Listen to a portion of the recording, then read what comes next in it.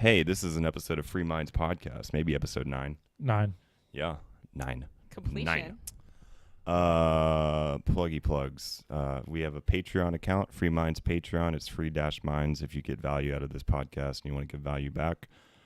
We super appreciate it to help cover the base cost. And just, eventually we're going to be donating that once all the base costs of the podcast are covered.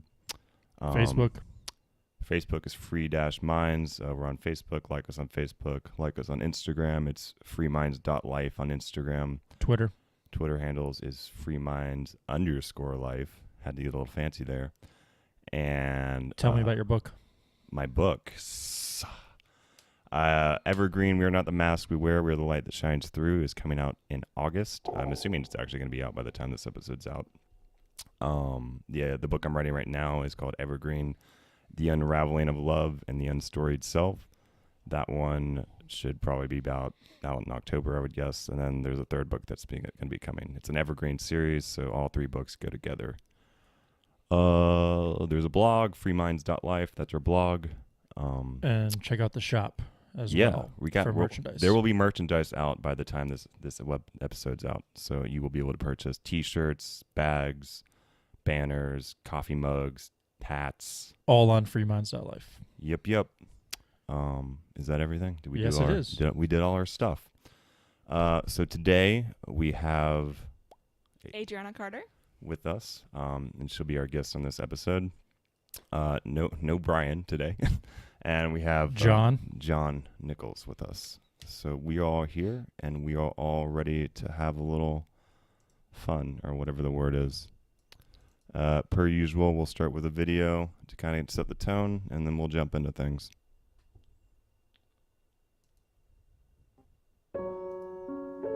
You do not know where your decisions come from.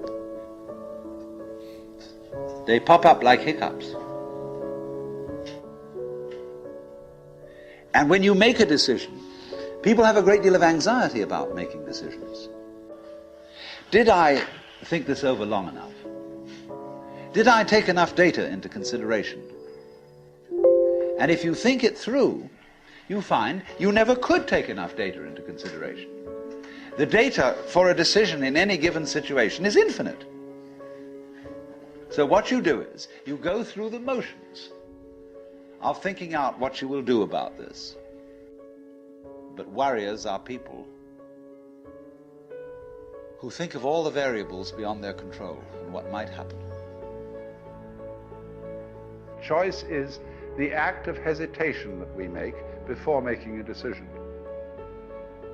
It is a mental wobbling. And so we are always in a dither of doubt as to whether we're behaving the right way, doing the right thing, and so on and so forth, and lack a certain kind of self-confidence. And if you see you lack self-confidence, you will make mistakes through sheer fumbling. If you do have self-confidence, you may get away with doing entirely the wrong thing.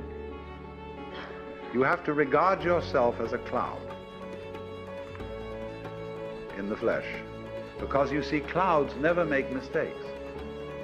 Did you ever see a cloud that was misshapen? Did you ever see a badly designed wave? No, they always do the right thing. But if you will treat yourself for a while as a cloud or wave, and realize that you can't make a mistake, whatever you do, because even if you do something that seems to be totally disastrous, it'll all come out in the wash somehow or other. Then, through this capacity, you will develop a kind of confidence. And through confidence, you will be able to trust your own intuition. Now, this is the middle way of knowing it has nothing to do with your decision to do this or not. Whether you decide that you can't make a mistake, or whether you don't decide it, it's true anyway. That you are like cloud and water. And through that realization, without overcompensating in the other direction, you will come to the point where you begin to be on good terms with your own being and to be able to trust your own brain. Each of these lives is the right one. Every path is the right path.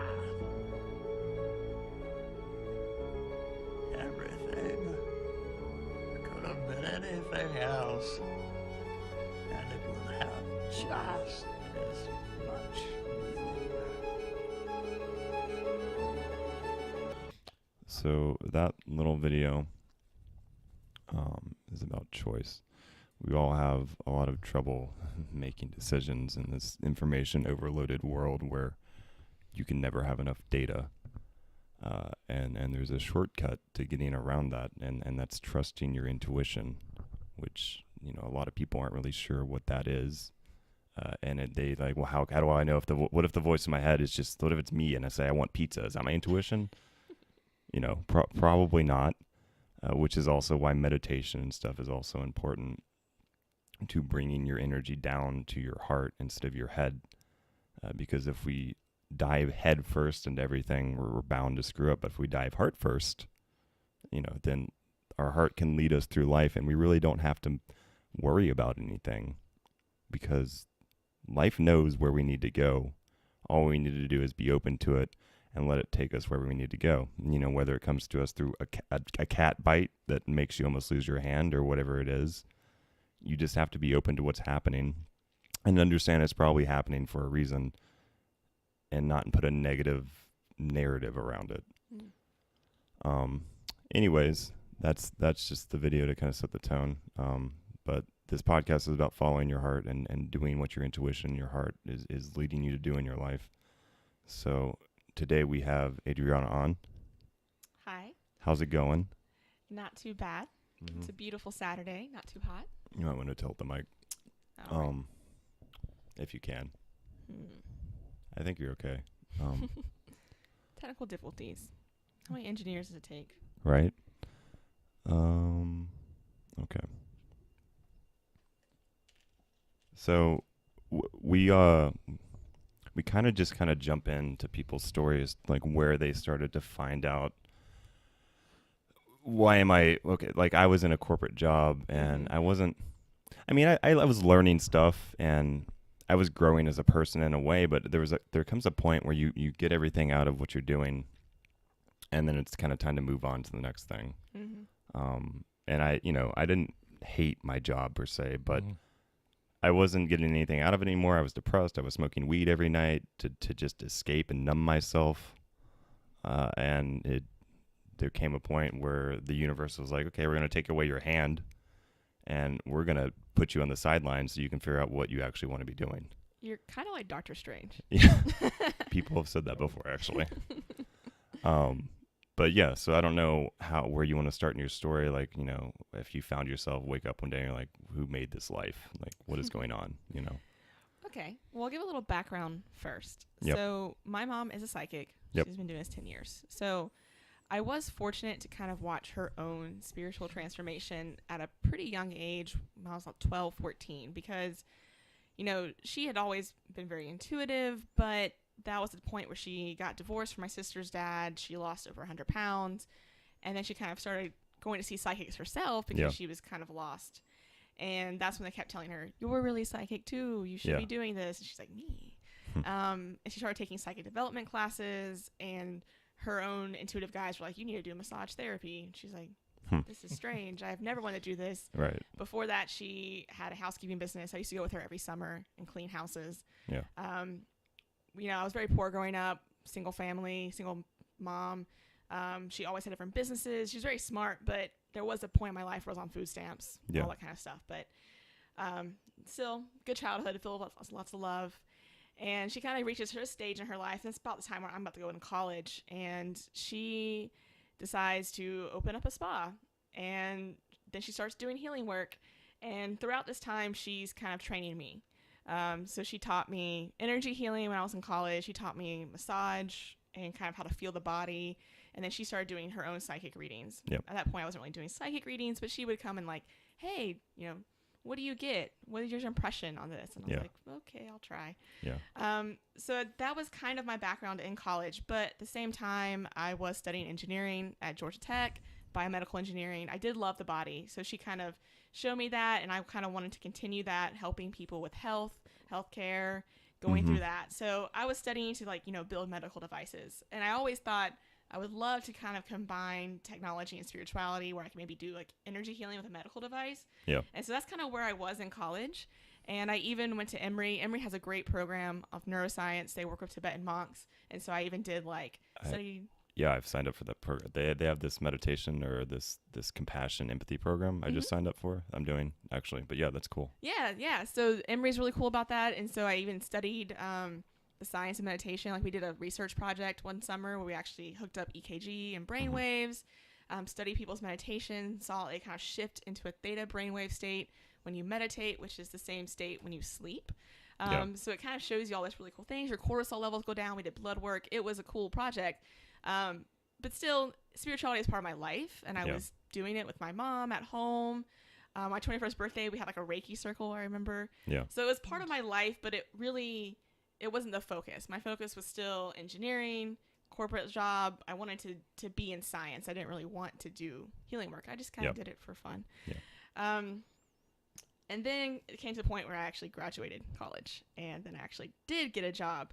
And I worked for a healthcare software company up in Wisconsin, 60 hours a week kind of job, the shotgun job where they would yell at you. If I actually did get yelled at once, I had only like 43 hours on my timesheet, and they actually called me into my boss's office like, hey, what happened this week? Were they like, you need more billable hours? Pretty much. Yeah. They're like, what happened to you? And I was like, I have a life. Yeah. Right. Sorry. And so that was my first corporate job, and I got like about a year in before I was like, I can't do this. I want to go back home. I want to go back to Atlanta. All my friends are there. Yeah. And I just really thought that the culture of that job was the issue, because it was, very much young kids out of college. I was just working them to death until they all quit. Right. And that was their model. So I was like, it must just be this company. So then I went back home. And I was back at home, and between that time, I actually did go back into doing healing work and massage. Part-time, just to make ends meet. My mom has this little center, and so I just worked there for a couple months. So you weren't doing any of that in Wisconsin when you were No, I wasn't doing that in Wisconsin. So it was just 24/7 your job. Just 24/7 my job was doing that. And that's what I thought I was supposed to be doing. Thank you. Because I did go to Georgia Tech. A lot of my friends were in computer science, engineering. They were all in Silicon Valley. They were all working for Amazon. Yep. I actually felt like kind of like the loser of my friends, because I was the one that always had really good grades and did really well, but they're the ones that working at these big companies. They're like, I'm making all this money and traveling. So you just thought that was what you're supposed to do after college? Yeah. And I was like, my company it's a $1 billion company. I work for Epic, but still it wasn't as prestigious. So it even still felt like, and I wasn't even a developer. I was working with clients, because that's my skill set apparently. Yeah. So I was kind of the bridge between clients and developers, but even then I was kind of looked down upon a little bit. That's what I did in Manhattan. Yeah. Yeah, it's kind of the worst. I was like, I can speak technical, and I can talk to clients, and I translate. That was, Yeah, I did the exact same thing. I was technical services, like their liaison. So I came back to Atlanta. Yep. And was working part-time at the spa. And I was enjoying myself, but again, I was like, this is not what I'm supposed to be doing. Like, again, I had fun. I was like, oh, this is nice. Made some money. Yeah. But I was like, I'm going to get another job. So looking again at jobs, this time in Atlanta, and I was like, well, I want to travel. I want to have more freedom. So then I went into consulting. Okay. And I consulted for, again, a technical firm. I was working more in payments this time. And I was like, yes, this time I'll travel. It'll be good. This is a smaller company. It's more like a startup. It had a lot more younger culture. It was more open. I was like, this will be perfect. And for a couple months it was. Yeah. I did enjoy myself. I traveled a lot. I had projects in Seattle, Toronto, San Francisco, got to meet all the different clients. And then that same feeling came back. The feeling that's like, is this what I'm supposed to be doing? Yeah, it was. And actually, weirdly enough, it was this developer in Seattle at one of the projects. He was like, you're too smart for this. He's like, you should be doing something else. And I was like, well, I am happy. He's like, do you ever think maybe the universe was kind of talking through that person? Like I think now, because he was the first one to actually kind of plant the seed in my head. Yep. He was like, you shouldn't be doing this. You're too smart for this. And I was like, well, I'm happy. I make good money. I travel. Yeah. I'm helping you guys. I wouldn't be here if it wasn't for this job. And he's like, I don't know. You shouldn't be doing this.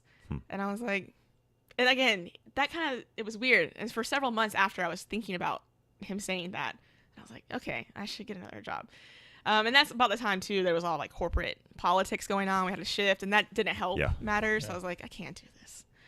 Yeah. And so finally, and at this time, I was living with my mom because she had a condo in Midtown. I was commuting to Marietta. I don't know if anyone's familiar with Atlanta, but that was a good commute for me. And so she basically was like, well, you can live here with me and pay me rent and just take care of the dogs. And I was like, this is a good deal. Yeah. So I kept coming home from work, exhausted, tired, depressed, really angry. I was so negative. Like every day was just complaining with my coworkers on our breaks about everything. That's like all we did. I think that was our friendship was just based on complaining. I had friends in my job and we shared our misery together. That's it. That's it. how we got through it. Yeah, that was it. I'm pretty sure I don't talk to any of these people now. Like we just talked all the time about complaining. I would come home, I was tired. My mom would come home.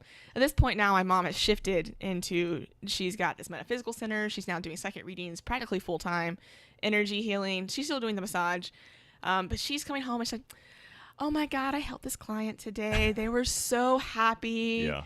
They gave me this gift. And she was just, she worked a lot, but she was just joy. Yeah. She was like really. That's her vibration or whatever. I was like, man, what am I doing? Right. And so I was like, I need a new job. So again, I start the job search again, looking at LinkedIn, doing the same thing I was doing before. Thinking, okay, this time I'll find something even better, something local that I can walk to that will have this really open culture.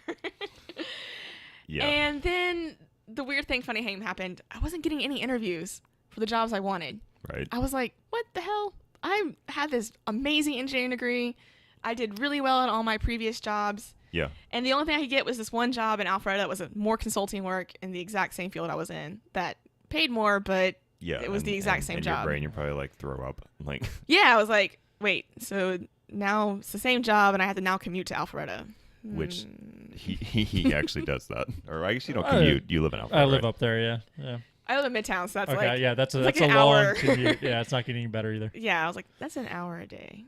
Yeah. And I was like, they offered me a job and I was like, no. And it would have been like a $20,000 increased salary. Wow. Because of the signing bonus and everything else. And I was like, I can't do it. I just knew I couldn't do it. And so then I got to the point where now I had no jobs. I turned down the one job I did get. And I'm still looking at my mom and I was like, can I just work with you? And she's like, well, I've been wanting to open a yoga studio. Yeah. If you're interested, you can help me. I'll give you a break on rent basically to help me. And I was like, okay, yes, I want to do it. And it was funny. As soon as we made a decision, within 2 weeks, she found the location. Yeah. And she's really big into signs. So she found like all her little eights. Yeah. So all her eights were here. And she was like, this is it. And we found it. Within a month, we had it open. Yeah. And that's how we opened Enerchi Yoga. And that was kind of the start. Do you run it or? Yeah, I actually run it. We had that and we had the metaphysical center that we opened a little bit later. Okay. But that's what I run now. And that's how we started. I started just running a yoga studio. I had done yoga. Yeah. But I was not a yoga teacher. And now I'm like training all the teachers and stuff. So I was like, this is weird. So you run it. Do you teach? I teach now. I have my certification now. Okay. So I do teach now. We have the yoga studio. I teach community classes actually twice a week. And we're going to be running yoga retreats and trainings. Cool. But back then when we started, it was just, we were actually just a full service studio. I hired teachers, started doing the marketing. It was like a whole new world for me because I was not exposed to it. What did you notice the way you felt about your life totally shift from the way you used to feel, or was it more of a slow transition? It was a pretty dramatic change for me because not only did I just quit my job, but right then, the exact same time, so a week after I put in my 2-week notice, my boyfriend of 5 years broke up with me. Now, this is the person I thought I was going to get married to, like 100%. We've been dating since college, even outside of college, even did long distance when I was consulting in Wisconsin, everything. And he broke up with me because his parents, he was Muslim, and they didn't approve. So finally, he couldn't take it anymore, and he was like, I'm just going to make a decision, and the decision is I'm just going to end it instead of fighting my parents. So I was a little devastated because I didn't see it coming. I felt very betrayed. And he knew I just quit my job. So I was like, I'm sitting here with like literally my entire identity for the last probably 10 years since high school, being the technical consulting girl, the smart girl. And then this boyfriend who, like I said, we built all our friends together. Like we had this whole life. I was practically living with him. It was all gone in a snap. almost the exact same thing. I broke with my girlfriend. I quit my job, and this injury happened, and I was like, oh, I have nothing now. Yeah. Yeah. I have nothing. Yeah. And so it was really traumatic, and I think I handled it well. Like, I got used to this is my life, but there was definitely the moments of just like, I think mourning. Like, you don't realize how much certain things are part of your identity until it's gone, and you're like, who am I now? And you have to mourn. It's like part of the experience. Like, I have to mourn to release this stuff because otherwise it's going to be stuck in me. Yeah. And that was hard for me because I think people would always like, your heart chakra. I'm like, I know. Yeah. Yeah. So yeah, there was definitely the mourning process. Like, it was a dramatic shift, and I think the universe had to do that because, you know, otherwise it might have taken me a lot longer. I think it took me too long as it is. Like, we always look back and like, why did I really didn't spend that much long, like 2.5, 3 years doing something I didn't enjoy. Yeah. But it's just such a short amount of time. You think about it. I was in corporate for about 2.5 years. Do you think that experience was beneficial? I think so. But I think, again, I think it's because of my personality. Yeah. Like, I almost needed that because I am pretty stubborn. Yeah. And I needed almost to have everything taken away from me. And even then, I still struggled a little bit. Like, I knew intuitively this was the right thing. Yeah. Because even later, when the parts where I didn't have enough money or I was struggling with this and just trying to learn all this on my own. Yeah. I mean, I had my mom for support. She is my partner. But even going through all that, I still felt happy. I still felt like I was in the right place. But it didn't mean that I didn't have moments where I was just like, what the hell have I done? Yeah. I've been having those moments too. Don't worry. Yeah. Especially when your friends do come back and visit. A lot of my friends did move from Atlanta. So when they would come back, like, what are you doing? And I was like, I run a yoga studio. And they're like, oh. Yeah. It's that, it's not dismissive, but it's just like, I don't know how to respond to you now. Yeah, exactly. Like, they don't know how to respond. Why is that though? Because you're not playing society's role of you have to have a corporate job. You're fucking up their paradigm, really. Yeah. Like, I had a friend, and I did, well, sidetrack, but like I just went to this wedding, and I saw this person that I hadn't seen him forever, and they were just like, you need to go back and do a job that's like for you. This job that you're doing now isn't for you. You're not a medium, you're not a leader, and you need to go back and do something that's for you. And she was drunk when she was telling me this. Okay. But I think the alcohol, like, and she was having some shit going on with her, you know, and so she's projecting stuff onto me in a way. I didn't take any of it. Yeah. I'm just like, okay, you know, that's nice. But, you know, I'm a person that just wrote a book, so I'm cemented in this now. Yeah. Like, you can't really move me. But I have friends that tell me, like, we're worried about you. We're very concerned about your life choices recently. And, you know, we're saying this because I love you. But, like, if you love me, you would support me no matter what, you know, in my opinion. And when you project worries onto people, I don't think that helps. I don't know if people started projecting stuff on you and say, we're worried about you, we're concerned about you, or... Fortunately, no. Most of my friends didn't. It was really just more like I said, my close friends knew exactly why I did it. Yeah. And they saw the change in myself. Like I said, I was much happier. Yeah. But again, there was the weird things. Like, it was mostly like the friends kind of like outside of Atlanta who weren't here. The ones that would come back and visit. The ones that couldn't see how happy you were. Right. And didn't see it. And they would just be like, so what are you doing now? I'm doing this. They're like, oh, okay. And then they'd be like, well, tell me about that. And of course no one ever said like what your friend said, which is crazy. My friend was intoxicated, but yeah. Okay, yeah, no one did that, but it's definitely like kind of like the okay. Yeah, it's just I think it's just like a person, and I've had these conversations. They just don't know how to like talk to you now because they're like, you're in a dimension that I don't have anything to speak about in. Like, if I say I'm a medium and I'm in like metaphysics or whatever it is, like it just confuses people when I like. So I just kind of say I'm an intuition coach, you know. That's actually, honestly, it's funny you say that. That's so funny you said that because I was talking to my mom just today about how that's how we try to brand our metaphysical center as like intuitive life coaches. Mm-hmm. That's what we are, really. We're just teaching people how to like quit the video I showed at the beginning, quit trying to take all the data and just like do what you feel like you should be doing. Because like, you know what you should be doing. You really do. Mm-hmm. You know what you want to do. You know what you like. Don't try to like mold it to something that the world's going to accept. Just do what like feels good to you. And then you give yourself your own validation. You don't need other people to give that to you. It's true. It's true. And it's something I see all the time, even with my own clients, my own yoga teacher. It's so great actually coming into this work. Yeah. Only because I get so many great messages for them that I can take into my own life. I was like, oh, I'm kind of glad I heard that today. Yeah. Just working with your clients, because the messages don't really come from me per se. They come from Right. like a different place, and I'm like, I listen to it sometimes, like, oh, Yeah. that's good, and it helps me to like realize like I'm on the Um, right path too. So yeah, and like just to talk about intuition, I mean, we'll get back to the story in a second, but just to talk about like intuition in general, like, you know, your ego person, you know, the person you've constructed in this life and you've attached all these labels to, this identity to, it doesn't have the answers. Where the answers come from just this inner knowing, this inner awareness, and it can't really be explained with words. It's, you know, it's tricky to explain. But it works. It does work. It really just takes that practice of going in within yourself. Meditation or Meditation's key, but you know what? Whatever it is I that- tell clients meditation, and people have this big thoughts and feelings about meditation. Because Yeah. I teach meditation classes, and I Yeah. have people come in and be like, I can't get rid of my thoughts for this long. I'm always too thinking. It's really hard for me. and the point isn't to get rid of them. But No, exactly. That's what I tell them. It's like wind through a window screen. It should just flow. Yeah. And so the point is it flows without judgment. Yeah. Like clouds going by. But I always tell those people, you meditate all the time. You don't realize it. When you drive in your car and you just suddenly meditating. arrive in a place, that's a form of meditation.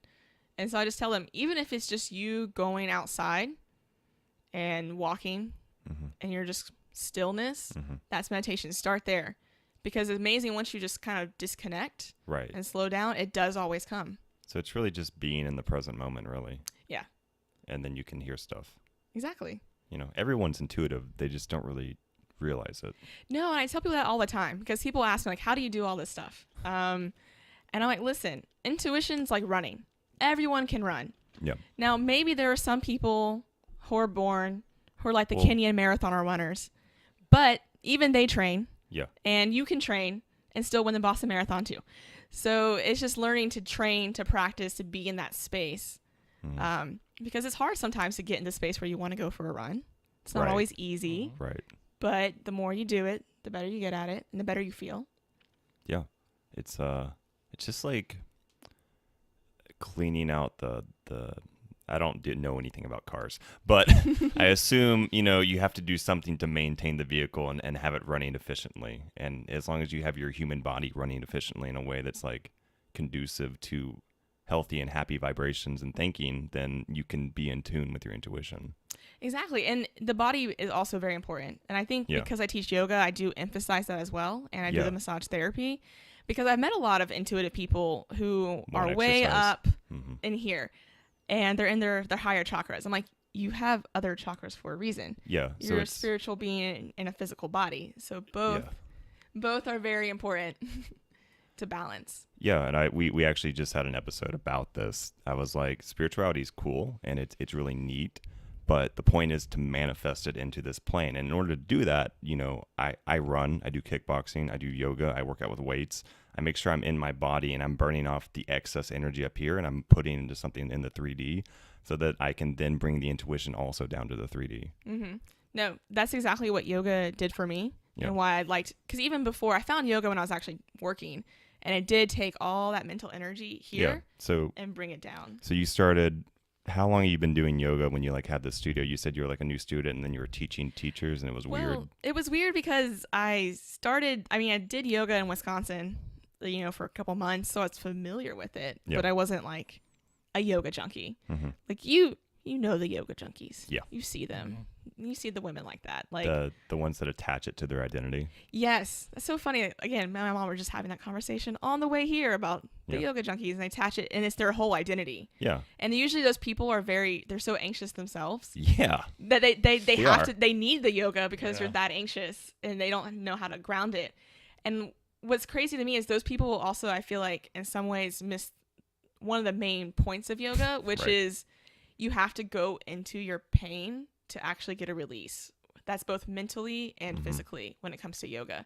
Because physically, you hold a pose, you form a contraction, and you hold it and you breathe. And when you breathe, the muscle opens and it releases. And that's actually like physically how it works. You have the electrons Yeah. sending the signal to the muscle, and you have to almost overload it until the neuron just releases and lets go. And it's the same thing mentally. And yoga also teaches you that too. Because the whole point of like the asana, what people think of as yoga, it's just one of the 8 limbs of yoga is asana.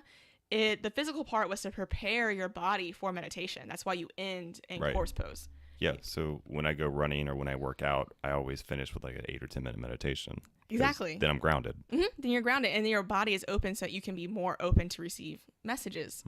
And again, the meditation is going into the pain, going into and doing that spiritual work. And it's not easy work. No. But you have to go through and do it. And again, the yoga Right. junkies sometimes I think miss that. Yeah. We've talked, like when I'm saying like, we have this mentality in our culture of getting more and more and more, adding to ourselves, adding to ourselves as if we could actually add to the construct that is us. The point of yoga and meditation is to remember who you actually are, not the construct, like the thing, like being, not doing, being, Yes. Human beings. Right. Yes. 100%. So you've got the yoga studio going on, and then did you slowly gravitate over towards this? Like, how did you expand this into more than what it is now, I guess? Right. So we started the yoga studio, and I'll be honest with you. One of the reasons is we got tired of running it because we were just kind of breaking even. Yeah. And I was fighting people to like take a $15 yoga class. I'm like, listen, I've been trained for like 200 hours in all of yoga philosophy and asana and muscles anatomy to teach this class. Yeah. And I can't get you guys in the door. It's not. It wasn't really valued. Right. Because again, the construct of yoga in society is it's a workout, and it is. That's definitely one of the benefits, but it's not the only thing. And so basically, we were struggling. We were working. I'm paying the teachers. I'm just breaking even. I'm making rent, but I'm not actually being abundant. Right. Living in abundance. That doesn't really sit very well for me. I like to eat. Yeah. I like to go out. I like to go out and eat. It's exactly. just being human. I like to socialize and be able to take trips. So we looked at this again, and we were like, this isn't working. And we started doing a psychic fair at the yoga studio. Yeah. Just so we had the space, and my mom wanted to she used to do a lot of psychic fairs, get a lot of starts. A good chance for us to kind of introduce ourselves to the metaphysical community. So we started doing that, and that was really successful. Yeah. And so she was like, we should just expand the metaphysical center. So my mom had a holistic spa, but it was mostly doing spa stuff, and that's where she worked out and did her readings. But she's like, well, we can easily cut down some of the spa stuff and make enough space to have the metaphysical stuff, and we'll just do that. So we kind of shifted gears and started going into that. So we opened Clarity and Insight. It was actually already under her own business name. And so we kind of just added on to there, and that was so much better, like immediately. Okay. I go in there, and I've been wondering like how the two go hand in hand, like the metaphysics and the physical stuff. Mm-hmm. So that's how that happened. That's how that happened. It was really just, we were looking for ways that can make more money, but also still serve our purpose. Gotcha. And like I said, once I did that, it was like immediate, like we got so like my mom had wanted Armando to like come join the fair, and it was so funny. Like once we were like, we're going to have this metaphysical center. He was like, all right, I'm here now. I'm ready. Yeah. Because he had always told her for like years he was going to come work with her. And then we would try to reach out. I remember a couple times. And he was always like busy. And then like right then he came back. And do we want to give any background on Armando? Or Yes, just, who is Sure. Armando? He's my medium actually, but well, I mean, I guess I'm a medium too. But mediums need mediums anyways. You can't read yourself. It's Yeah, so hard. yeah, it's super hard. Okay. It's like because then your ego gets in the way. And it's like I can be intuitive, but I can still get in my own way and not see things that are totally obvious. Oh yeah. Well, I get like emotionally attached. So you get the answer and you're like, Right. I'm like, I don't like that answer. I don't like that So answer. then somebody else can give it to you, and you're like, okay, that's very clear that this is actually what's true. Yeah, I mean, every coach needs a coach. Right. Yeah. Exactly. So yeah, Armando, he's good. He's been doing it forever. Yeah. That's why. And he's amazing. He makes me cry. Yeah, he's gotten me. He's gotten me. Yeah. I consider him my spiritual uncle. Yeah, I could say that too, honestly. He's just like I'm your brother now.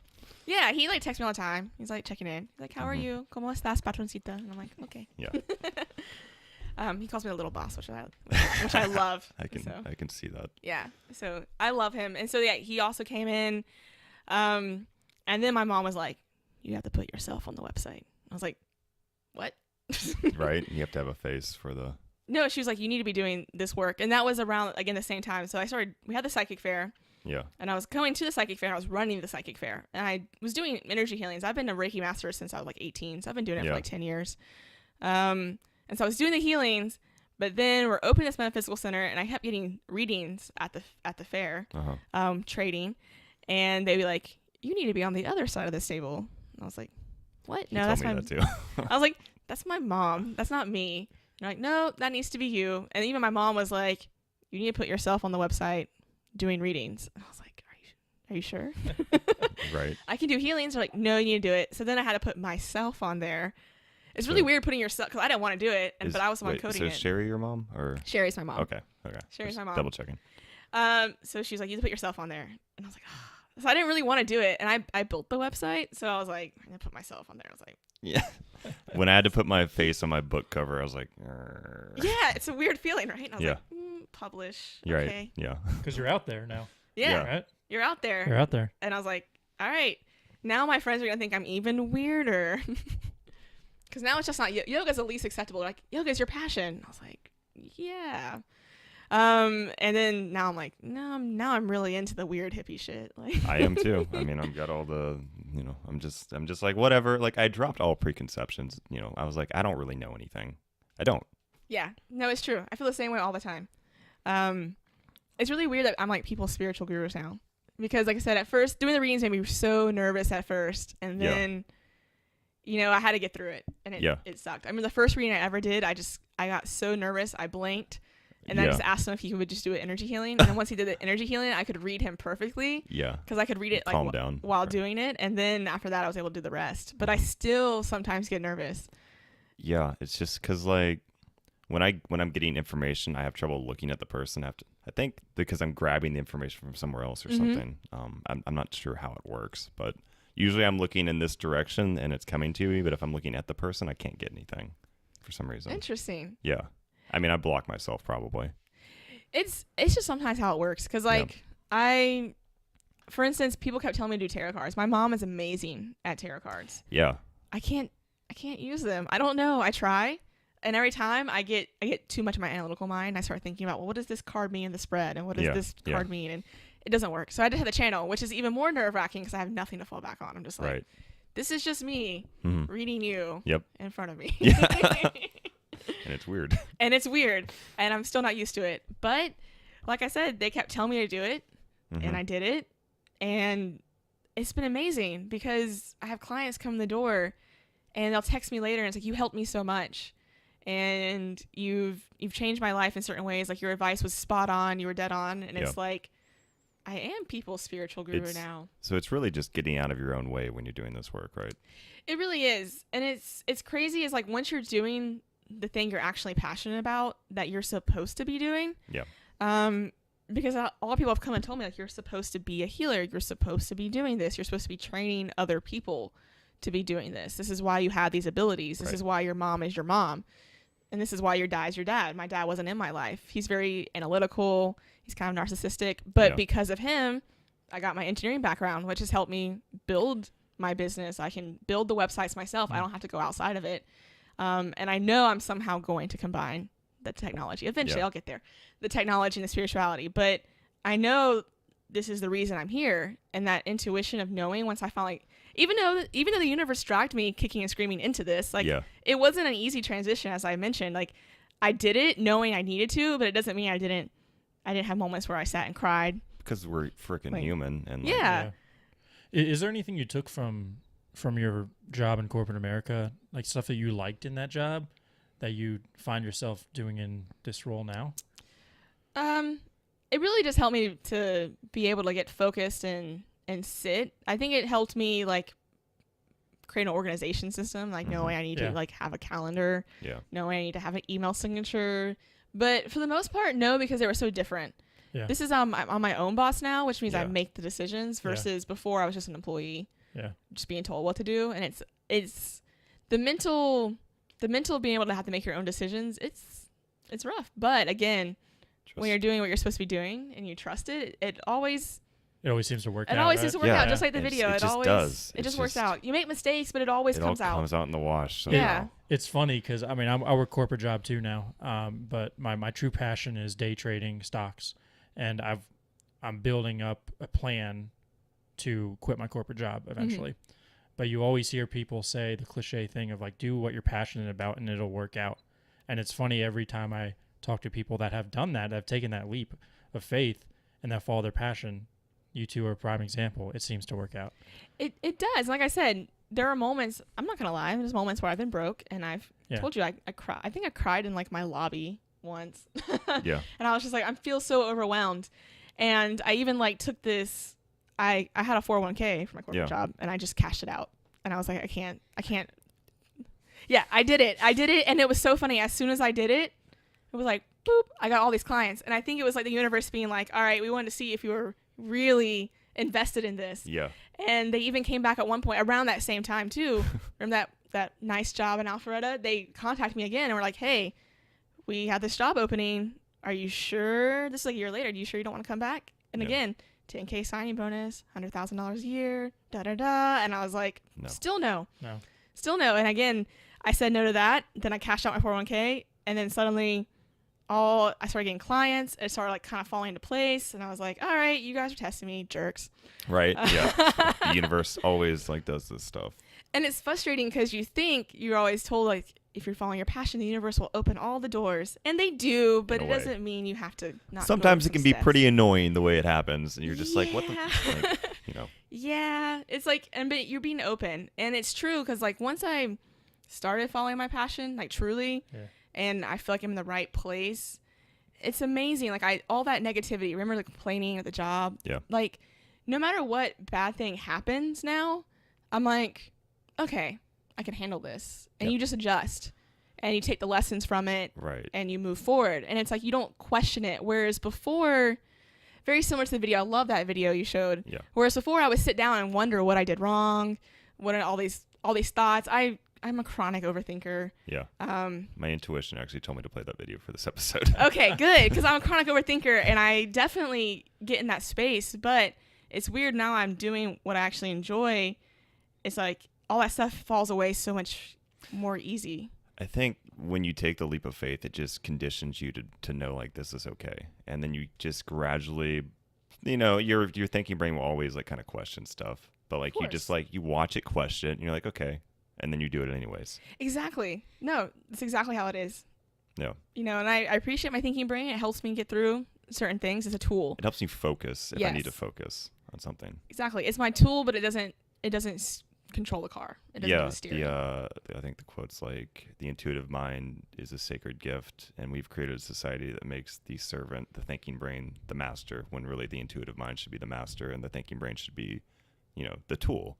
Like, my hand is a tool to help me write a book. Mm-hmm. Without my hand, I couldn't write the book. But my hand doesn't, run the show, just like my thinking brain shouldn't run the show. Exactly. Nope, 100%. And it, like I said, it's still crazy to me because you get in that space and nothing else matters. Mm-hmm. I just know that I'm here. I've shown up, and whatever they tell me to do, I'm gonna do it. I'm here. Yeah, it's weird to ask for direction and get it and be like, is this really what I should be doing? Like, really? I should be putting myself out there on a blog and doing the podcast and writing these books. I have 3 books to write. Okay. Like, and then I wrote a book in a month and I was like, okay, I guess this is possible. Yeah, no, like I said, it's so weird. I think my mom just laughs at me now because I come back. My mom's in India and she kind of just left me. What? So we and her went to India for like 2 weeks to look at yoga trainings, and then she just kind of stayed there. Really? And she's still there right now. How long has she been there for? Almost 2 months now. Okay. She'll be back in like 2 weeks. So are you running everything now? I'm running everything now, which has been actually, I think it needed to happen that way because it made me. I bet your mom felt it, right? Yeah, I think she felt it. She also went on vacation herself. And so it was funny because now, like I said, I ended up getting a lot of her clients, and I think it gave me a chance to like come into my power. And so it's funny, again, when she first told me she was going to stay for an indeterminate amount of time, I was just kind of like, what the fuck? Yeah, right. But all right. And then since she left, and I was like, all right, I can run this. And it kind of got me into my own power, even accepting, again, coming back to, like, I started getting a lot of clients. I got so many clients that I wasn't able to do like other work, and I had to rely on other people to do it for me. Like, I had to be like, all right, marketing girl, like, I can't do it. You have to do it for me. And it was like letting that go. And it was like kind of showing me like, no, your purpose is to be the healer. Your purpose is to be the crazy psychic hippie chick. It's okay. It's not just your mom. And so again, coming into that space, the universe is always, even when you're on your passion, it's always giving me lessons always. Yeah, it's sometimes the lessons aren't easy. No, never. I mean, but you can't grow that way, right? So I mean, the way even my path was set up is I wrote my book, then I went on a 9-day vacation with my family, which was work. Really, I was in Belize, but it was work. And then I come back for a week, and I'm kind of all over the place. And then after that, I go to a wedding with all of my friends that have ever existed, basically, at this wedding. Again, another test to see, like, are you in this new role or identity or whatever you want to call it? Are you comfortable displaying yourself to the world and being vulnerable, or are you going to hide? And it's all just like amping up, it's like it's always just designed to happen this way. Is it getting easier and easier? No. No? It's but it's fine. I mean, I'm just getting used to it. And this happened in February of this year. Mm-hmm. And I've already written a book. I've started a podcast. I have a blog. I have so many things going for me. There's really undeniable. And I've had some other stuff happen, but it's just undeniable, like where I am. And like, I've just been following what my intuition says to do. And it hasn't led me astray so far.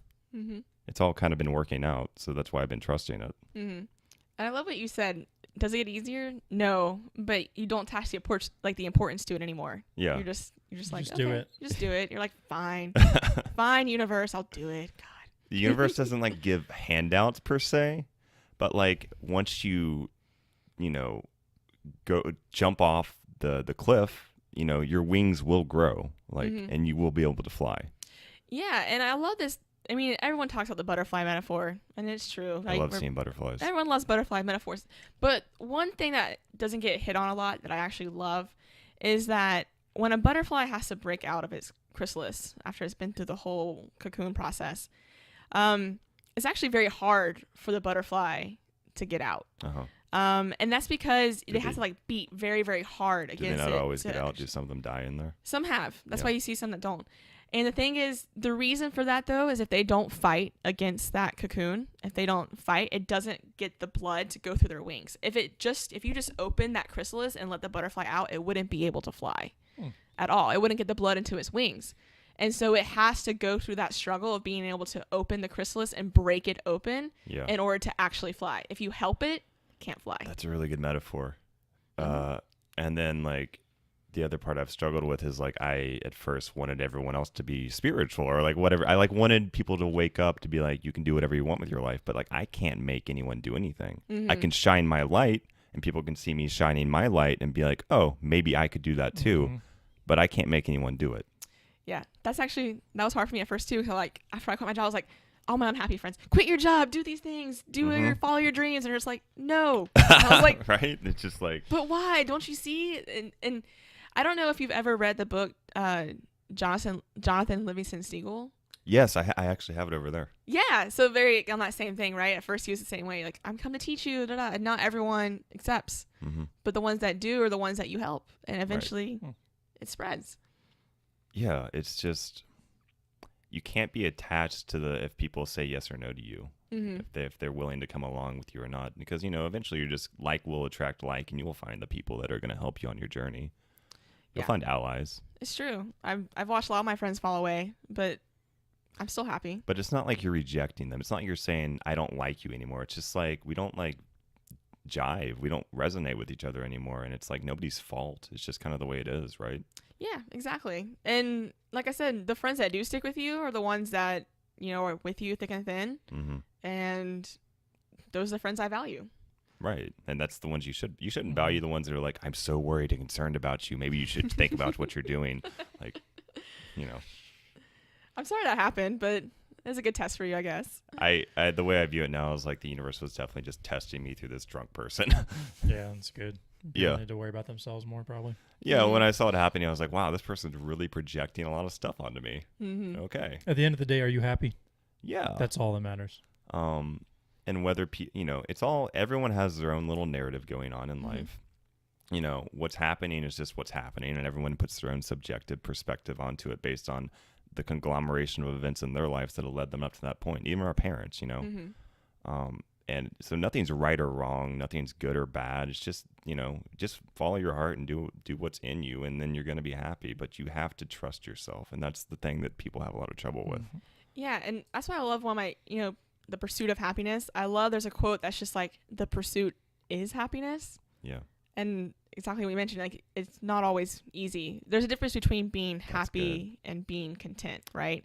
And I think people get those confused because some people think you're striving to be content. That's not true. Being content might be, yes, I have a nice job, I have enough money, I have enough income, I have my wife, kids, picket fence, life, everything, right? That might be the definition of being content, and people think that's the pursuit of happiness.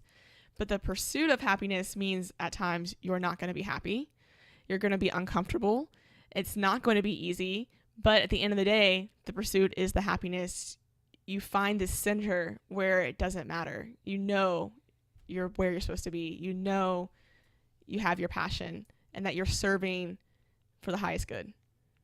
Yeah, Alan Watts talks about it. He's like, you don't want to know you don't want to know what's gonna happen tomorrow, because if you know what's gonna happen tomorrow, then you've already lived that, and then like, what's the point even? What are you living for? You want a surprise. You want something to be surprising. You don't want to know what's going to happen. But if you don't know what's going to happen, then sometimes, you might run into some trouble. You might run into something that's not great. If you want to have the unexpected happen. Because having surprises in life is nice. It's so nice when it happens and you're in the present moment to experience it, as opposed to in your head thinking you're knowing what's going to happen. Well, I'm going to go to work tomorrow, work 9 to 5, and then I'm going to go home and I'm going to watch this Netflix show and I'm going to do this. Like, and that's why people aren't happy. Yeah. Not living in the now. Because it's all structured and it's like, go to school, get the degree, do the job that makes the money, get a family, have a house, maybe get a pet, have kids, whatever. And maybe that is for some people. Yeah, and if that's your passion, it's your passion. Like raising kids could be your passion, and and then the job's just on the side, but your life is raising your kids, and that's fine. And I'm not here to judge that or compare my life to somebody else's life. No, I think one of the great things about doing the intuitive work, the psychic work, is that you do meet a lot of people coming in, and because you do get to advise them by connecting to their spirit guides, to my own spirit guides, just the universe in general, you do see that everyone carries their own pain. Yep. That was a big one for me. I think we all intuitively know that, but when you actually talk to people, you realize that everyone has something going on. It lets you to be more empathic. It lets you just kind of be more forgiving, to see them as human. But it also shows you, like, we all come here with different purposes. Like, I know for me, my job, what I do, is really tied for my purpose. Yeah. But I've definitely met clients who, like you said, it's not. And their job doesn't matter to them. Their lessons lie in other things. And that's why, again, I try not to, like I said, if they're not receptive to the message, that's fine. Because, again, sometimes I think, well, maybe your purpose is something else. And that you're okay having the picket fence. I can't do it. Right. And I'm going to tell people, always follow your passion. But if your passion is just something else and you don't mind having the extra stuff on the side, that's fine. It could be being a plumber. Like, it could be. I'm not here to judge like what a person is doing, and that's what I've kind of had to slowly learn, because I used to compare myself to other people and be like, who's doing better? But life isn't really about comparisons. It's just about everyone actually doing what they want to do because that's who they are. Yeah, the comparison is definitely, it's the ego mind. It's confusing. Yeah.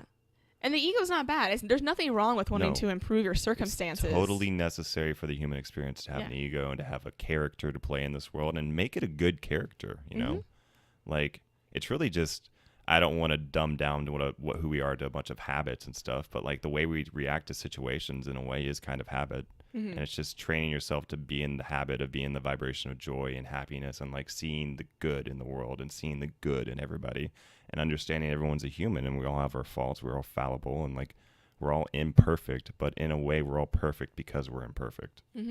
One thing that, like, a metaphor that I've always liked too is kind of like we're like spokes on a wheel.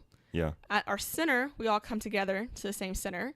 But then what makes us unique is our unique expression is where we come out in our place on the wheel in the life. Yeah. So like I said, your center is the same. We're all part of divine. We're all part of love. Part of love. But we have a unique expression, and each spoke's important because it holds up the wheelbase. And you have to be on your special path to support the world. Right. And so again, you want to live in your purpose. You can't be on someone else's spoke. Yeah. If we all had one spoke, the wheel would collapse. And even like heroes and villains, like they're both necessary. Oh, Oh, yeah, for sure. I've done past life regressions, and I've been a complete asshole. Yeah. Bad things. You know, and that goes with people. I don't know if you believe in karma, but like, you know, people's past, like you, in my opinion, you came here to balance. You came here to you know, your path might be fixing that karma. It might not be like living some giant dream. It might just be fixing something with somebody. No, it's amazing because I always think about time wise, right? Like we really think that time is so linear, so long. But like when you think about, so one time I was in Mexico City like 2 years ago. This is right when I kind of went into the yoga studio, and we went and we climbed the pyramids of Teotihuacan. Yeah. And it was the very, very top of the Pyramid of the Sun. And all I could see was like these mountains in the distance. And we were just so high up. And I knew the pyramids were like 1,000 years old. Yeah. And then I knew the mountains, it suddenly hit me those mountains were even older. Right. And then I thought how old the earth is. And I just, it just took my breath away. And that was a very spiritual moment for me. I still remember it to this day. Yeah. Of just like the scale of time and how we really get onto our little tiny scale. We think everything is so long and so vast, and it's really not in this scale. And that kind of helped me realize, like, what is one life over 1,000 lives of times? Like, think about how many times, if you do believe in reincarnation, how many times we've lived. If you do spend one life where you are the bad guy, you are the villain, you are the lowly person, right? You need that so you can appreciate everything else. Right. And you have to go through that experience. And like I said, I did past life regression in the last year. That was a really new experience for me. And I saw like, yeah, there was a life where, you know, I did bad things. I murdered people, you know, and I won't go into details. Yeah. But like I murdered people, and there was a life actually that I saw where I had a kid out of wedlock, and I like abandoned the kid. Like I basically cheated on my wife and abandoned the kid, and then never like saw the kid again. And it was weird because, you know, my dad kind of left me in a way. Like he was never in my life. And do you think that was meant to balance some of that? Yeah, I think it was meant to. I had done a lot of healing work with him before and released a lot. But like that for me, just going into that life was like a little reminder, like of having empathy and being able like, hey, he's human. It makes no importance on me as a person. It's a circumstance that happened, and I forgive him, and I can make a choice to have in my life or not, but I'm not going to attach the anger and the emotion to it. Yeah. And again, just going through that meditation, I was like, oh, just a little reminder, you know, we're not perfect, but you have to go through the imperfect stuff to appreciate. It's like, you got to go through the lows to appreciate the highs. Yeah. And your past will never define you. Exactly. You know, you make it, I could just learn from this, you know, I could just learn it. And because, you know, pain, I've kind of figured out is a message from the soul to say, hey, look at this. Look at this. Yeah. There's something to look at here because you're ignoring it. It's like having a conveyor belt in a factory and it's jammed, and it's not going to work until you look at the problem and see what it is, you know? No, it's so true. That kind of goes back to like when I mentioned with like the yoga. I had a student come in, he tore his ACL and he was coming in for like a restorative class. And he's like, yoga is the only sport. He used sport. I know. Sport. I take it though. I love sports. So I'm like, yeah, yoga's a sport. What are you competing against? I guess yourself. Okay. He's like, yoga is the only like physical exercise where like you go into like the pain. He's like, normally, because he was actually complaining, but I loved it because it made me laugh, and I was agreeing with him because he's like, you're making me go into like because he had surgery, and I was like, yeah, you have scar tissue, you got to open it, you have to move it. And he's like, when he goes for other places in physical therapy, they don't do that. And he's like, yoga's the only like class where you do this. And I was like, yeah, it is, but that's why it's amazing. You have to. I don't do yoga as much as I used to because I guess I added so many other facets to my exercise. Because I'm a person that gets bored. If I went to yoga every day, I would start to hate yoga. That's fair. I only do it twice a week myself. Yeah, so like I do like yoga once a week. I do kickboxing once a week. I go running once a week, and then I work out with weights like the other 3 days. But like it's having that variation helps. But when I first did yoga, I was like, I'm just supposed to sit here and be with my thoughts and be with my the feelings. You know, and I didn't, you know, at first I didn't really get it. I actually stumbled into it by accident, which, you know, probably wasn't by accident in college. I dropped this engineering class and I picked up a yoga class just to get a credit. And, you know, took that too. Okay. Yeah. And then I got a lot out of it. I was like, oh, I actually kind of like this. I used to think it was just people making weird poses and stuff when I was in college. And then I had my paradigm shifted. That's awesome. But Yeah, I mean, some people view it as a sport or whatever. Like I said, View it until however I you- started teaching it myself, Yeah. I appreciated it when I was, like you said, I did it for stress relief. After it was kind of like I sat at a desk all day, Yeah. and I was like, okay, what can I do and like go do like kind of de-stress and still get into my body, but not really work out. Right. And that's actually how I found yoga, and I just appreciated it. I remember sitting in class and getting into pigeon pose. This was in Wisconsin. I was like, why am I having all these thoughts of like abandonment in my, like when I'm in pigeon? Yeah. And only later I was like, oh yeah, the hips Yeah. are this, and it opens That's where- emotions.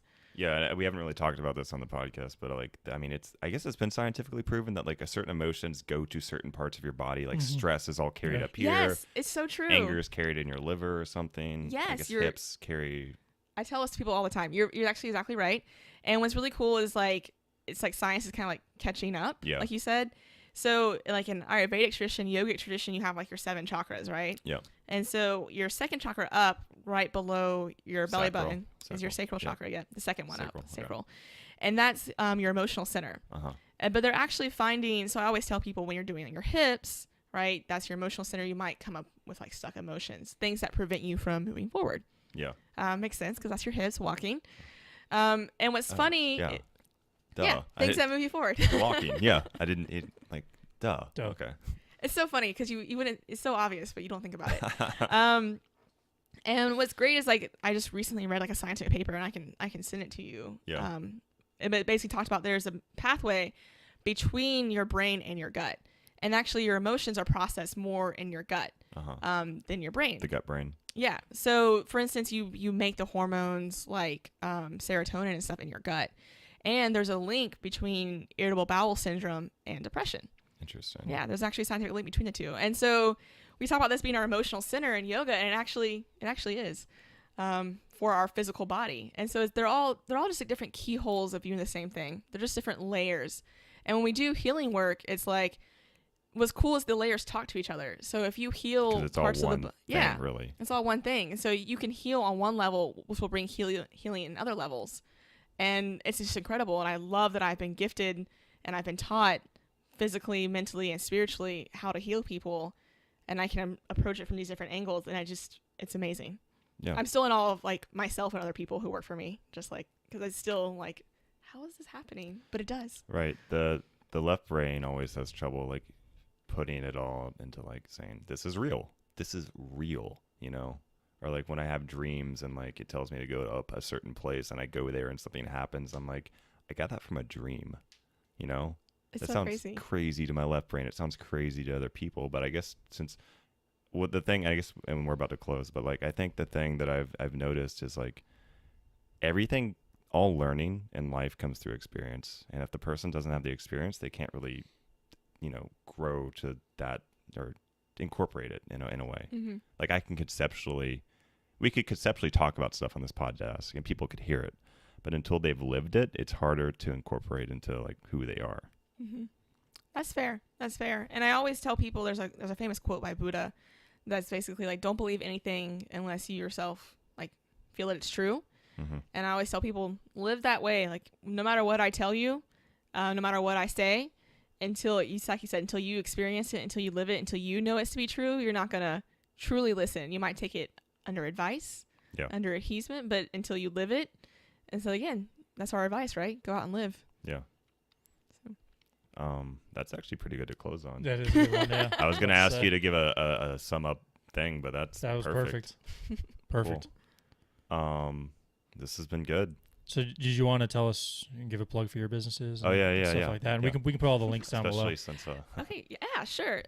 So my name is Adrianna, obviously. Me and my mom own Enerchi Yoga. It's on Cheshire Bridge in Atlanta. And then we also own Clarity and Insight. It's on Briarcliff. We do phone readings and email readings. So for any of your listeners not in the local Atlanta area, we do that as well. We also are doing a lot of international retreats. So we will be going to Costa Rica in October. Ooh. So if you want to either do a yoga teacher training, we have that going on, where you can get your 200-hour certification by the Yoga Alliance. And then we're also doing a couple ayahuasca retreats. So if you kind of want to come into a more spiritual retreat, we actually have a shaman from Costa Rica who's been working with ayahuasca. We'll be doing actually 2 ayahuasca sessions in the week. And then while you're at the retreat, obviously you'll be eating amazing food, very healthy, vegetarian, gluten-free food. You'll be doing yoga. We have some excursions planned.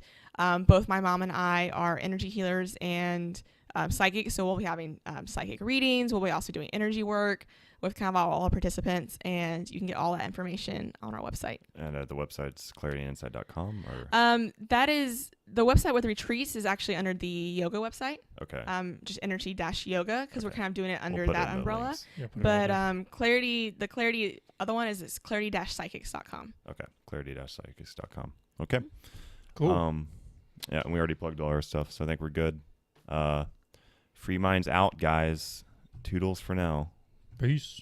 Toodles. I always say toodles. I love it.